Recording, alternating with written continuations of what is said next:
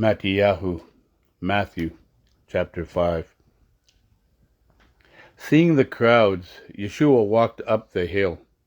After he sat down, his Talmudim came to him and began to speak. This is what he taught them. How blessed are the poor in spirit, for the kingdom of heaven is theirs. How blessed are those who mourn, for they will be comforted. How blessed are the meek, for they will inherit the land.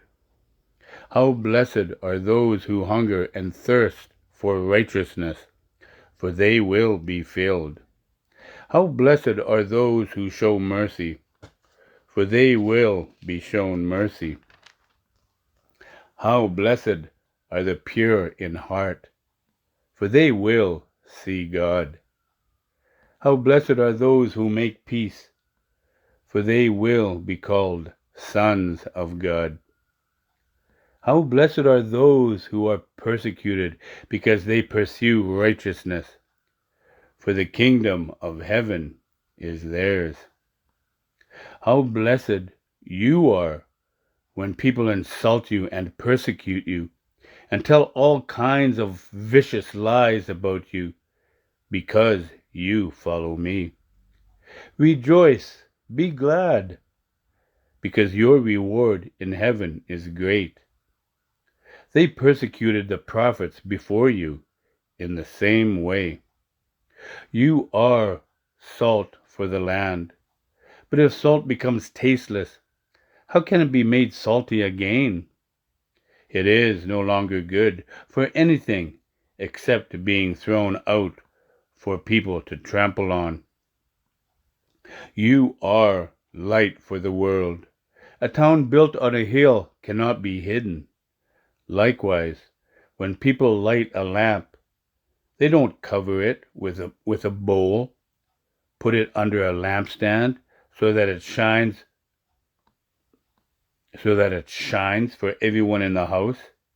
In the same way, let your light shine before people so that they may see the good things you do and praise your Father in heaven. Don't think I have come to abolish the Torah or the prophets. I have come not to abolish, but to complete.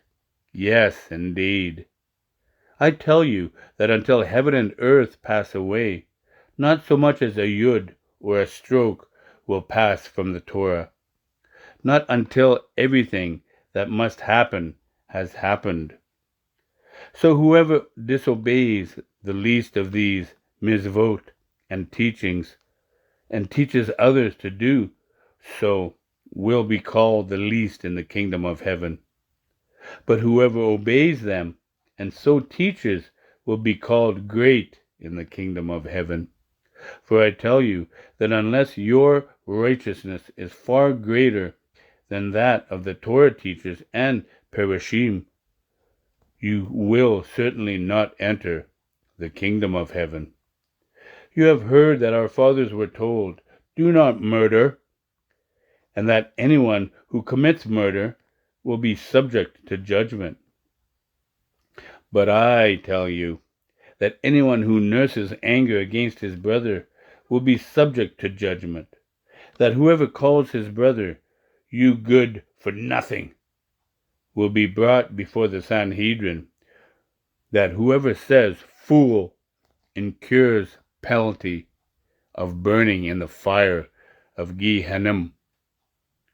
So if you are offering your gift at the temple altar, and you remember there that your brother has something against you, leave your gift where it is by the altar, and go, make peace with your brother. Then come back and offer your gift. If someone sues you, come to terms with him quickly, while you and he are on the way to court. Or he may hand you over to the judge, and the judge to the officer of the court, and you may be thrown in jail. Yes, indeed, I tell you, you will certainly not get out until you have paid the last penny. You have heard that our fathers were told, Do not commit adultery.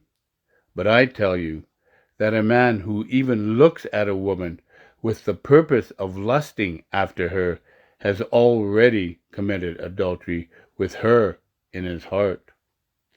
If your right eye makes you sin, gouge it out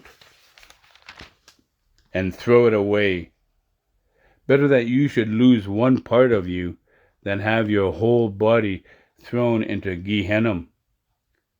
And if your right hand makes you sin, cut it off and throw it away. Better that you should lose one part of you than have your whole body thrown into Gehenna.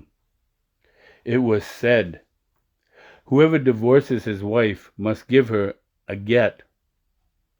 But I tell you that anyone who divorces his wife, except on the ground of fornication, makes her an adulteress, and that anyone who marries a divorcee commits adultery. Again, you have heard that our fathers were told, do not break your oath, and keep your vows to Adonai.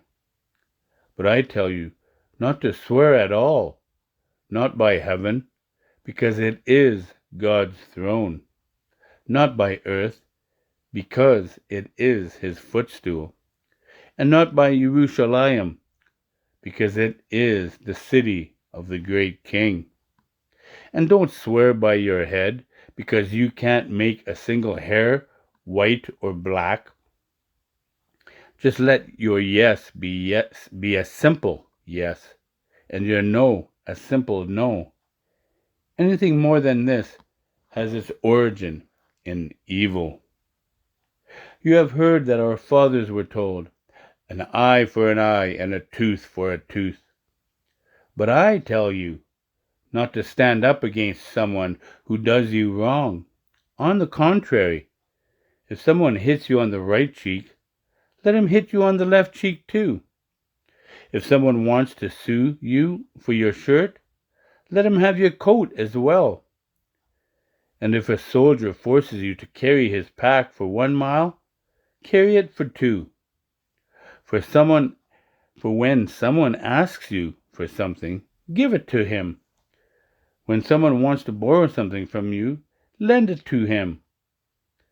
You have heard that our fathers were told, love your neighbor and hate your enemy.